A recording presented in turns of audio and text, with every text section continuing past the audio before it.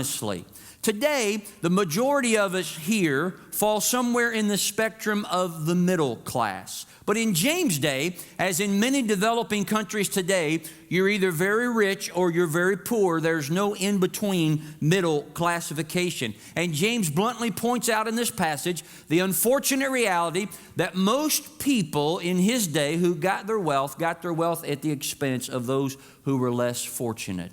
So James includes this scathing rebuke in the closing section of his letter about wealth obtained dishonestly and wages withheld unjustly and judgment promised eventually. There are three timeless lessons in this passage that we need to apply regardless of our financial status today. So let's begin. Here's the first. Evaluate yourself by what you are, not by what you have. Evaluate yourself by what you are, not by what you have. Remember, James was written to Christians scattered around the world, many of whom had to flee quickly because of persecution, leaving most, if not all, their possessions behind. And James writes to these refugee believers three reasons they should evaluate themselves by what they are and not by what they have. And he uses three strong words to convey this truth to them. First of all, he says worldly wealth will rot.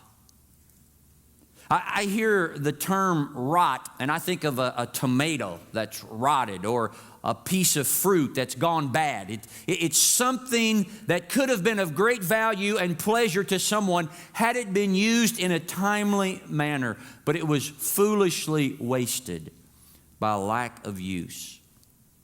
Hetty Green was one of the most notorious hoarders in American history.